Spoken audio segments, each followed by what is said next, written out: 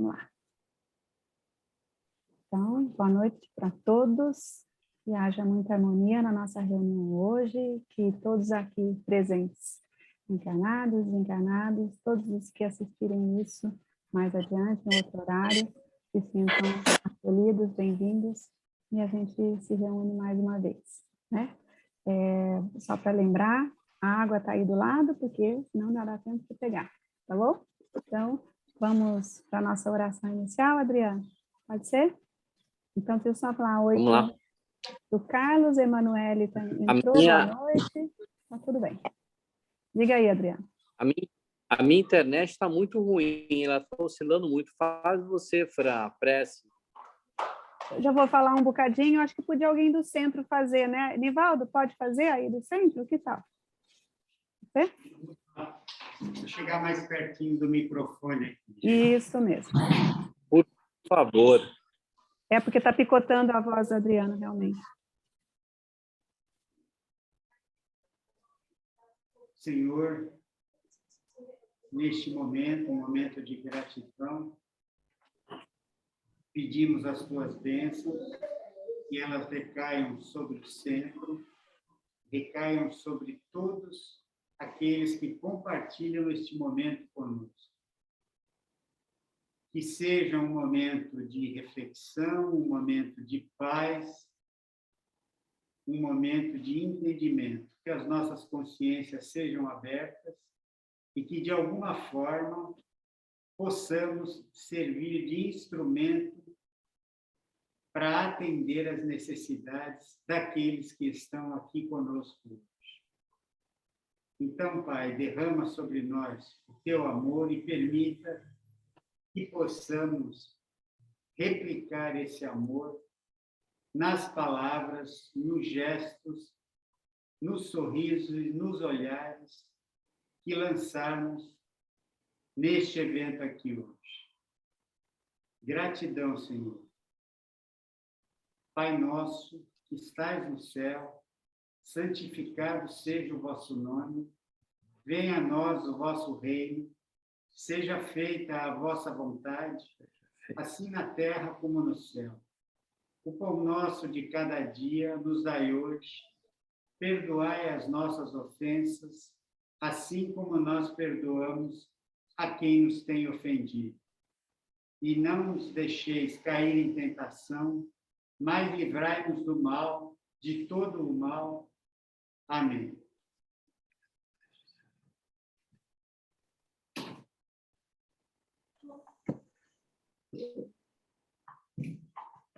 Bem, como a gente sempre lembra, né, no início das reuniões, e a gente lembra para quem já sabe, informa para quem não sabe, que as reuniões virtuais a gente busca seguir sempre na mesma vibração dos trabalhos que são desenvolvidos de forma presencial no centro, em cada terça-feira do mês. Hoje é a terceira terça-feira do mês, então é quando a equipe médica espiritual comparece na casa e ocorre o tratamento perispiritual. E aí eu começo aqui lembrando, no nosso estudo de hoje, né? Eu sempre lembro, mas é bom a gente sempre reforçar. O que é o perispírito, né? Ele é o envoltório da nossa chama essencial, o espírito. Nós somos o espírito. E o perispírito é aquele envoltório semimaterial, como está respondido pelos espíritos, no livro dos espíritos. E é no perispírito que é esse corpo que envolve o nosso espírito. Falar um pouquinho mais alto, Nicolau, fala assim. Nesse perispírito que estão impregnadas, né, todas as nossas características, as condições físicas que a gente tem em termos de evolução. Isso significa que tudo que se manifesta na gente, na nossa vida, né, no plano físico, ele está como uma predisposição no perispírito, ou seja, a gente já traz no perispírito as possibilidades de algumas coisas se manifestarem ou não, e isso vai depender de vários fatores, né? Em primeiro lugar, a gente também vai lembrar hoje sobre uma frase do Chico Xavier, que ele diz assim, na verdade a frase é do André Luiz, e através do Chico Xavier, ele disse assim: nada é 100% físico e nada é 100% espiritual. Então, quando a gente tem um problema de saúde, o que a gente faz? Vai procurar um médico. Esse médico, ele é formado para diagnosticar e tratar as questões do corpo físico. Acontece que ele vai tratar a questão do corpo físico num corpo que é comandado por um espírito. E essa parte da questão espiritual normalmente não entra na formação do médico. Tá faltando. Disciplina espiritualidade ainda é opcional em vários cursos de medicina no Brasil, né? E tem algumas faculdades que ela nem opcional é ainda. Então, quando a gente tem uma doença, em especial uma doença grave, é muito importante que a gente tenha consciência de que a gente precisa do tratamento espiritual. Por quê? Porque é o tratamento espiritual que vai nos ajudar a procurar a causa daquilo. Para quê? Para que a gente consiga desenvolver um trabalho de autocura. Porque, no final das contas, é o nosso trabalho que faz com que a gente melhore. Eu estava pesquisando, já assisti várias palestras de um médico chamado Dr. Décio Andoli Júnior, não sei se vocês conhecem. Ele mora no Mato Grosso do Sul, é um palestrante espírita, autor de livros muito experiente, e ele fala sobre o espiritismo de uma forma extremamente pertinente, ainda mais aliada à formação médica dele. E ele tem uma frase dele que é assim: o paciente precisa se curar, mesmo que isso passe pela morte do corpo físico. E ele costuma falar assim também: tem paciente que morreu curado, e eu já tive paciente que morreu doente. E aí ele explica por que morreu curado. Porque foi aquele paciente que entendeu o porquê que ele estava doente, o porquê de a vida estar mostrando isso, aquilo para ele. Ou seja, ele buscou e achou um significado para aquela doença. Agora, a medicina, que é baseada nos remédios, em indústria farmacêutica, tudo isso, lógico que tem o seu lugar, claro. Na verdade, a questão é sempre em relação à pessoa como um todo. Porque uma pessoa, quando ela tem um problema, muitas vezes ela procura um médico e a religião, às vezes ela procura só o médico, às vezes procura só a religião, às vezes procura as duas coisas, mas sempre com uma postura muito nessa linha, quer ver? Alguma coisa assim. Ela quer que o outro faça o trabalho por ela. Então, ela quer que o médico dê um remédio, faça uma cirurgia, resolva o problema dela. Mas ela não quer mudar nada nos hábitos dela. Tipo assim, a pessoa quer emagrecer. Ou, de repente, está com uma dor de estômago, quer parar de sentir aquilo, mas ela quer continuar comendo tudo que ela comia da mesma forma antes. Ou seja, ela não se dispõe a se mover de modo, sair diferente, fazer diferente do modo como ela costuma agir, né? E isso também acontece muitas vezes quando a pessoa procura uma casa espírita, ou qualquer centro religioso, na verdade, né? A gente vai falar sobre casa espírita porque nós estamos numa casa espírita. Mas a pessoa, ela quer deixar de ter um problema sem que ela precise modificar nada na própria vibração, nos pensamentos dela, no comportamento. E aí a gente pode, então, pensar que quando você tem um problema, uma doença, é muito importante que a gente procure suporte espiritual para ser ajudado espiritualmente. Para ser ajudado, até eventualmente achar a causa daquele problema, mas não exatamente para ser curado. O que até pode acontecer, mas não deveria ser o objetivo principal. Por isso que e também a importância de se procurar um médico no plano físico. E aí ele vai prescrever o tratamento mais adequado. Aí o que vai acontecer? O paciente, ele vai confiar no tratamento prescrito.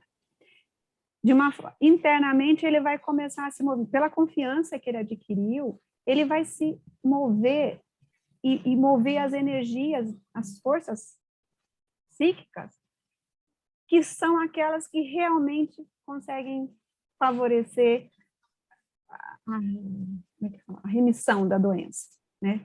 E aí a gente tem pessoas que acreditam só no tratamento medicamentoso, outras que acreditam só no tratamento espiritual, e às vezes até deixa de cuidar do corpo físico no plano físico. É lógico que o plano espiritual resolve tudo, mas não ainda, não no nosso plano de evolução, né? Então, eu estou dizendo tudo isso para que a gente sempre enfatize, a minha ideia é enfatizar a importância de que a gente cuide ao mesmo tempo das duas dimensões da nossa existência, né? A de encarnados e a dimensão espiritual. E aí, às vezes também a gente pode ficar pensando, e será que os sentimentos que a gente vai nutrindo, as atitudes da gente, até que ponto a gente pode considerar que isso pode levar a favorecer uma doença? Será que é possível fazer uma afirmação desse tipo? E, de acordo com esse médico que é espírita e bem conceituado, não sei se alguém conhece, ele afirma que é possível, sim. Ele até já escreveu vários livros, tá? Mas teve um livro em que ele fez um capítulo inteiro sobre a etiopatogenia do câncer. Etiopatogenia significa a descrição da origem de uma doença. Então, ele faz uma relação, se a gente puder explicar de uma forma mais simples, seria mais ou menos assim. Toda vez que a gente agride alguém ou tem pensamentos ruins em relação a uma pessoa, a gente deseja o mal para alguém ou até pratica mesmo, a gente provoca uma agressão, mas essa agressão, na verdade, ela acaba se vindo em direção a nós mesmos. E essa agressão vai provocar uma lesão no nosso perispírito. Então, André Luiz colocou isso no livro dele, no livro Missionários da Luz, ele colocou que há uma lesão no tecido fisiopsicossomático, que é assim que ele chamou o perispírito. É uma lesão no perispírito. Então, a gente pensa que está desejando ou praticando mal para alguém, na verdade, a gente está agredindo o nosso próprio perispírito. E esse tipo de lesão, ela pode acabar se transformando numa doença no corpo físico, se a gente não conseguir fazer uma modificação nas nossas atitudes durante a nossa vida de encarnados. Pode acontecer, por exemplo, de pessoas que desenvolvem doenças autoimunes, até câncer, ou pode até quando a pessoa tem um trabalho nesse sentido e ela não busca fazer essa transformação interna, diminui a imunidade, e aí quando se diminui a imunidade, a gente sabe que isso favorece o início de uma doença infecciosa, né? Isso tudo para a gente poder lembrar que essas lesões espirituais, e que estão no nosso corpo, no nosso perispírito como predisposição, elas podem ou não aparecer, surgir, eclodir, na verdade, durante a nossa existência. Agora, é muito importante também que a gente entenda que quando a doença vem, ou se a doença vem, ou quando vem, ela não vem como castigo. Ela vem para quê? Para que a gente tenha oportunidade de corrigir aquele problema.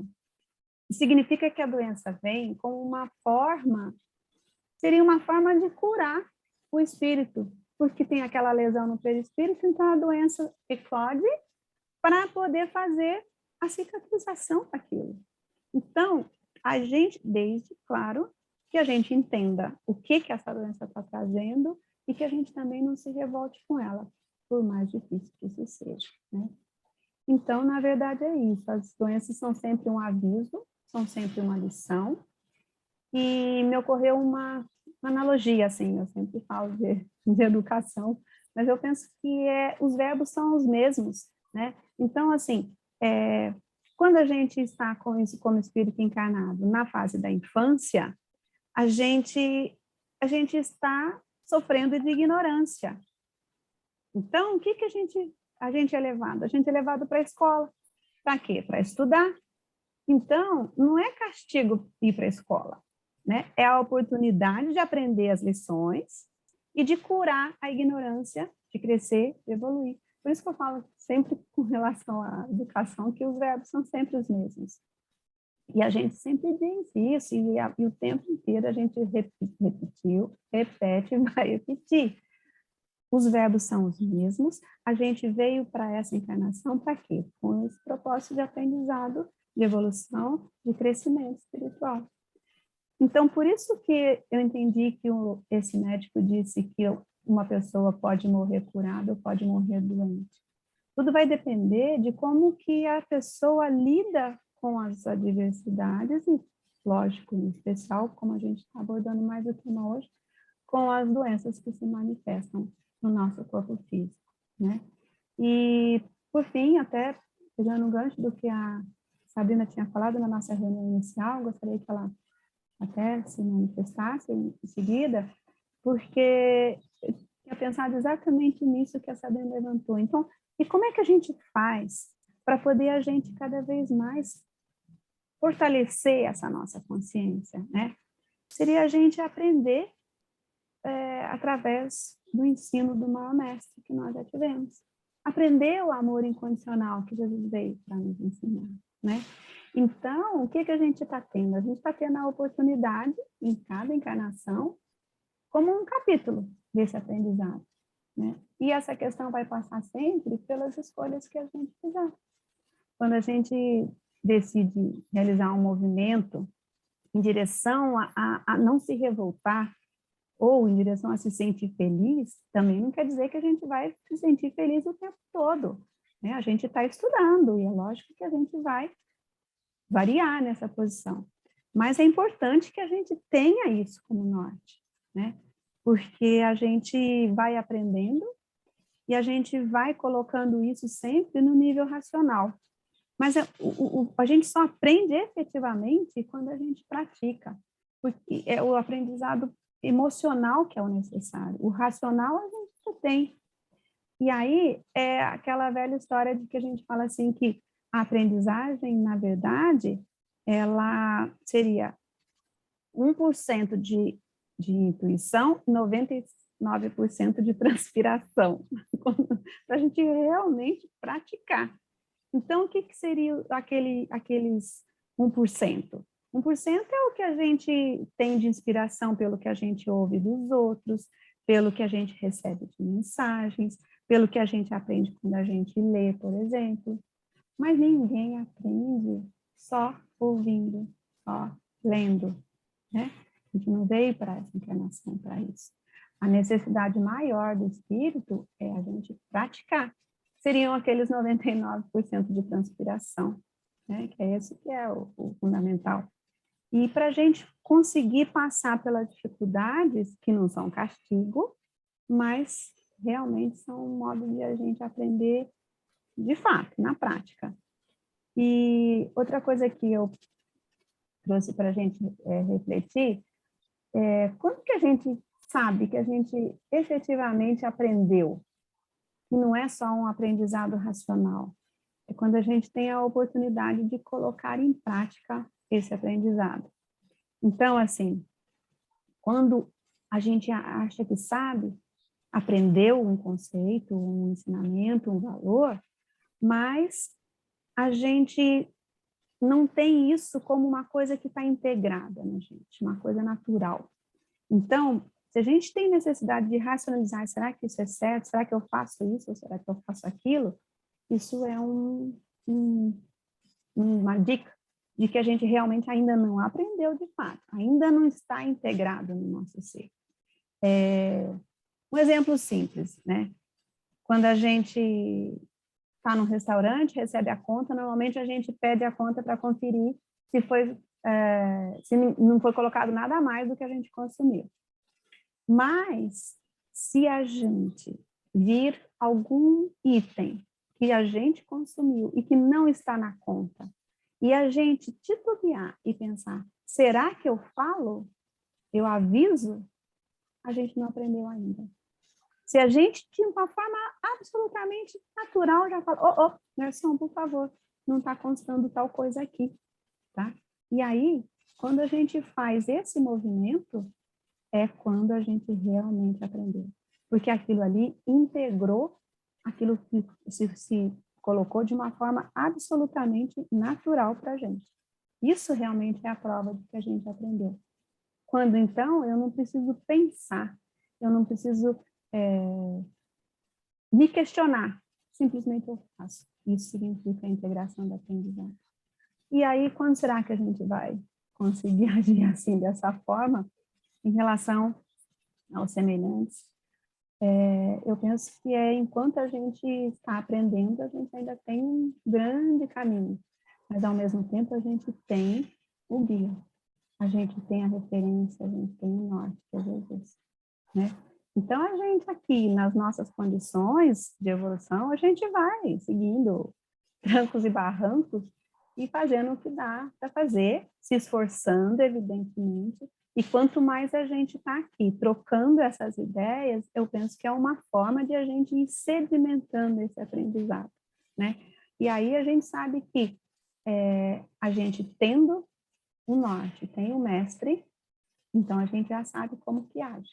E a questão é colocar em prática tudo isso que Jesus já nos ensinou, né, Sabrina? Viu só como a gente estava em sintonia? Comente aí, Sabrina, como é que aqui, ó. Tá? Pode? Obrigada, Fran. Exatamente, nós estávamos em sintonia a respeito desse tema, principalmente porque faz muito parte da nossa realidade as tormentas, né? Estamos, primeiro, num planeta de provas e expiações, e atualmente nós somos assolados por muitos medos, e isso em todos os pontos, principalmente por conta da pandemia. E o ficar doente ganhou um tom muito mais generalizado do que antes. Não que antes não tivesse, né? A Fran comentou generosamente a respeito de outras doenças que assolam, que assustam, né? E é justamente quando a gente mais se apega a Deus, a Jesus ou a palavra. E aí, a pergunta que fica é: até o mal não está trabalhando para o bem? E é nesse sentido que eu encontrei aqui, e eu vou pedir a liberdade, tomar a liberdade para contar para vocês, sobre um capítulo do Fonte Viva, né? Alguns trechos que o Chico Xavier deixou para a gente. No capítulo 16, é uma passagem falando assim: não te perturbes. Se perguntássemos ao grão de trigo que opinião alimenta acerca do moinho, naturalmente responderia que dentro dele encontra a casa de tortura em que se aflige e sofre. No entanto, é de lá que ele se ausenta, aprimorado para a glória do pão na subsistência do mundo. Se indagássemos da madeira com respeito ao serrote, informaria que nele identifica o algoz de todos os momentos, a dilacerar-lhe as entranhas. Todavia, sob o patrocínio do suposto verdugo, faz-se delicada e útil para servir em atividades sempre mais nobres. Se consultarmos a pedra com alusão ao buril, certo esclarecerá que descobriu nele o detestável perseguidor de sua tranquilidade, a ferila, desapiedado, de noite. Entretanto, é dos golpes dele que se eleva aos tesouros terrestres, aperfeiçoada e brilhante. Assim a alma, assim a luta. Peçamos o parecer do homem quanto à carne, e pronunciará talvez impropriedades 1000. Ouçamo-lo sobre a dor e registraremos velhos disparates verbais. Solicitemo-lhe que se externe com referência à dificuldade e derramará fel e pranto. Contudo, é imperioso reconhecer que do corpo disciplinado, do sofrimento purificador e do obstáculo asfixiante, o espírito ressurge sempre mais aformoseado, mais robusto, mais esclarecido para a imortalidade. Não te perturbes, pois, diante da luta, e observa. O que te parece derrota, muita vez é vitória. E o que se te afigura em favor de tua morte, é contribuição para o teu engrandecimento na vida eterna. Eu acho que, na verdade, e essa é uma questão que eu sempre procuro discutir, principalmente no Evangelho do Lar lá de casa.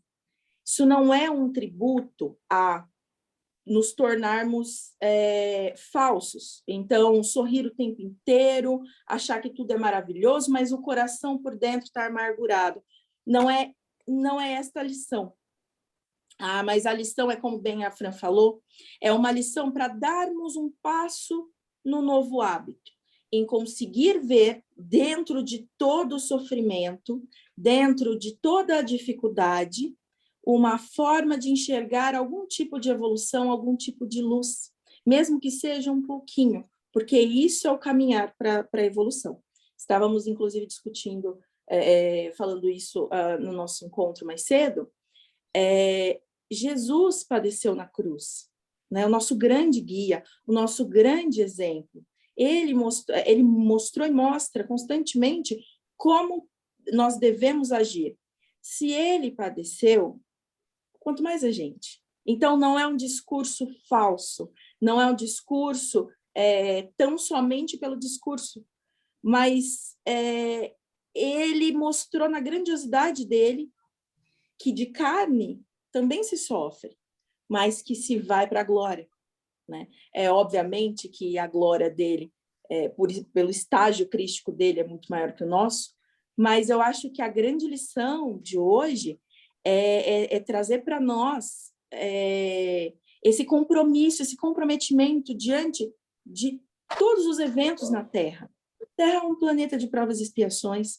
Eu acho que é importante que a gente comece a ressignificar alguns pontos, né? O céu pode ser lindo, mas ele não é um céu para se cultivar a inutilidade, em que se fique parado, preso, adormecido. Porque senão não faria sentido o nosso trabalho. Se o chamamento do Senhor é o trabalho, então o céu é de trabalho. E se é trabalho, não adianta, e a gente não dá aquilo para o outro que a gente não tem. Então, muito antes dos grandes discursos, sim modificar e tentar trabalhar o nosso próprio organismo, né? A nossa grande missão, eu acho que a primeira, é conseguir controlar e dar um andamento muito bom para o nosso, primeiro para o nosso corpo. Fazendo isso, nós vamos conseguir, pelo exemplo ou pelo trabalho firme, fazer com o outro. E com isso nós vamos regenerando aos poucos, né? Se a Terra não vai simplesmente tirar a roupa de prova e expiação e passar para a regeneração, que dirá a gente? Então vamos com essa mente de regeneração. Aos nossos queridos irmãos desencarnados, né, que desencarnaram nessa tormenta e nas outras todas, nós vamos elevar as nossas orações, mas sempre com essa ideia de uma nova roupagem, aí a moenda para a evolução. É isso que nós estávamos discutindo e o que eu tomei a liberdade de compartilhar com todos aí.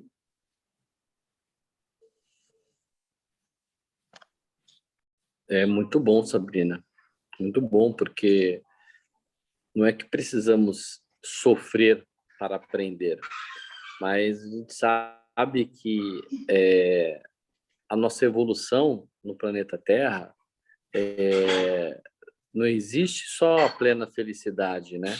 Nós vamos ter alguns abatimentos, algumas dores. Eu sempre me refiro a esse momento com o desencarne do meu pai, porque foi o primeiro desencarne assim, meu pai e minha mãe ainda é viva, então assim, da família acho que foi o mais forte. Tem dois sobrinhos que acabaram falecendo como bebê ainda, mas foram os desencarnes mais fortes. Foi meu pai. Então, todas as minhas irmãs, tenho 6 irmãs, eu chamei todas para falarmos, rezarmos, né, para o meu pai. E foi uma experiência muito boa no sentido de aprendizado, porque cada um de nós, inclusive a minha mãe, mostrou um lado de papai que nós não conhecíamos. Então, nós trocamos ali o aprendizado e a lição que o nosso pai deixou para cada um. Mas era uma lição específica, e cada um trouxe uma lembrança extremamente forte, né? Cada um de nós tivemos as nossas dificuldades com o nosso pai. Nosso pai ele foi educado de maneira enérgica, então ele também nos educou de maneira enérgica, né? Mas foi um pai extremamente cauteloso no decorrer da nossa vida. Mesmo, às vezes, quando ele bebia, tinha um momento de dificuldade, né? Ele conseguiu sair do vício e, dali em diante, ele evoluiu cada vez mais, né? Ele teve aí uns 30 anos, nós tivemos nosso pai uns 30 anos sem nada de álcool. Então, assim, foi um pai extremamente amoroso ali da forma dele. Ele não era de conversar muito, mas trouxe para nós um exemplo, e o final do corpo dele, né? Porque a alma persistiu, ela continuou. Para mim foi um aprendizado muito importante pelo fato de, naquele momento, todos nós trocamos, saiu aquele peso da perda, mas nós trouxemos o nosso pai vivo naquele momento, e me remete quando eu sinto muita saudade dele, eu sempre me remeto a essa situação de cada um trazer o que o nosso pai trouxe de bom para nós, o que ele deixou de legado, né? Então, mesmo aqui, como trabalhamos, o que nós deixamos de legado para o próximo? É lógico, até o Nicolau, ele comentou no momento do desencarne que as pessoas se arrependem, né? Eu acho que para o nosso aprendizado é muito importante olharmos o que nós estamos deixando de legado, porque erro nós cometemos. Então, vamos falhar com um monte de coisas, com filho, com parente, com amigo, com esposa, com marido, com mãe, com pai. Mas qual o legado que estamos deixando, né? Qual o legado que as pessoas irão lembrar? Que lição nós deixamos para essas pessoas? Que essa lição é eterna. Nosso pai deixou uma lição para nós, irmãos e filhos, que nós nunca iremos esquecer. Então, assim, é um nosso legado.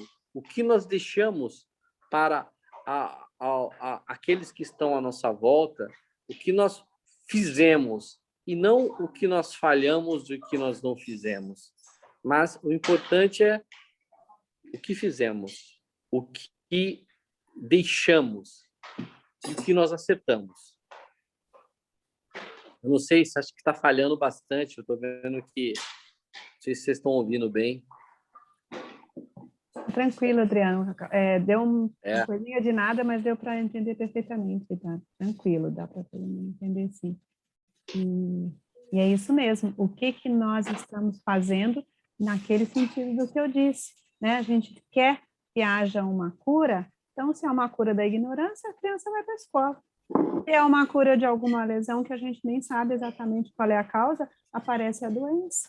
Então, a questão é, por mais difícil que seja, e é difícil porque a gente tem um grau de entendimento ainda que o aprendizado não está muito bom, mas que cada vez mais a gente fortaleça essa disposição, esse aprendizado, de buscar a gente ir se movimentando e movendo de uma posição de inércia ou de só receber, de ir no médico só querer que ele promova a cura ou o que a pessoa está indo buscar, de ir no centro espírita, de ir em qualquer templo e querer que os espíritos façam alguma coisa. O que os espíritos vão fazer para mim? Então, eles vão te fortalecer, sim. Mas aí os 99% da conspiração é com a gente, né? Então, é isso que a gente faz. E isso que eu sempre bato nessa tecla, cada vez que a gente se encontra, cada simples reunião dessa é extremamente rica, porque é o fortalecimento, já que numa hora de precisão, numa hora de dificuldade, que a gente esteja cada vez mais, pouquinho, degrauzinho por degrauzinho, mais fortalecido para poder conseguir ir superando as adversidades, porque elas vêm, e elas vêm justamente para poder nos curar, não como castigo. E é esse movimento todo que a gente está buscando fazer. E essa é a importância de a gente se reunir, do nosso centro. Olha só, estamos com muitas pessoas para 1 de janeiro, está maravilhoso, né?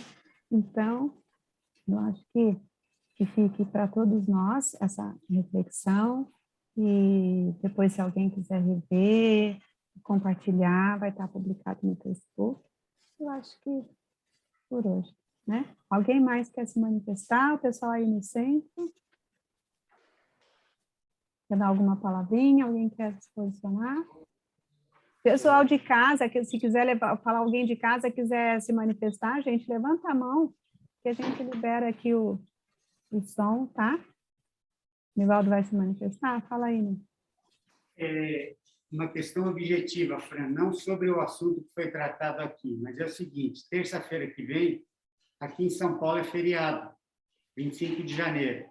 Então, a pergunta é, teremos trabalho, teremos a sessão? Adriana? Não. Bom, Teremos então, Ouviu? fala de novo, Adriana, picotou. Não teremos. Tá. Então, estamos todos avisados, a gente se encontra na outra terça-feira, tá bom? Perfeito. Então, vamos fazer uma Então, oração para a fluidificação da nossa água. Já estou com a minha... Por favor, alguém faça, que a minha internet está muito ruim. Vou até colocar minha água aqui pertinho. Nicolau, Por favor. você quer fazer para nós? Sabrina. Faz, Sá. Vai, Sabina, então. Faço. Amado Mestre Jesus, agradecemos novamente a oportunidade de estarmos reunidos em amizade, mas em irmandade. Todos nós, cada um de seus filhos, com a sua história, com os seus desafios, mas todos nós com o mesmo sentimento de caminhar em direção ao seu amor. Agradecemos a nossa espiritualidade bendita, que como luz ilumina os nossos caminhos, nos ajuda, nossos irmãos encarnados e desencarnados. Pedimos, Senhor, para que fluidifique as nossas águas com muito amor, muita cura e, principalmente, muito perdão, com o vigor de um recomeço, como estamos falando agora. Não um recomeço de tempo, mas um recomeço para novos caminhos, caminhos que levam a Ti. Obrigada, Senhor, por esta noite abençoada. Sabemos que o trabalho é muito maior do que esse. Então, rogamos a misericórdia, a ajuda e também agradecemos a equipe espiritual de cura que com tanto amor nos assiste. Obrigada, Senhor, pela oportunidade desta viagem maravilhosa que é a vida. Pai nosso, que estais nos céus, santificado seja o vosso nome. Venha a nós o vosso reino. Seja feita a vossa vontade, assim na terra como no céu. O pão nosso de cada dia nos dai hoje. Perdoa as nossas ofensas, assim como nós perdoamos 1000 vezes a quem nos tem ofendido. E não nos deixeis cair em tentação, mas livrai-nos de todo mal. Que assim seja, Senhor. Graças a Deus, graças a Jesus. Amém. Amém. Então, aqueles que se sentirem à vontade, liberem o microfone para a gente se despedir em conjunto e que nós tenhamos todos 2 semanas abençoadas. A gente não vai se encontrar na próxima terça, então serão 2 semanas.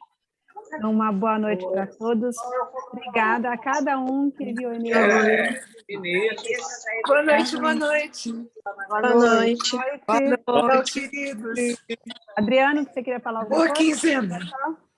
Não, boa Tchau, noite. tchau. Boa quinzena. Boa quinzena para todos. Tchau, tchau. Pessoal, tchau. Tchau.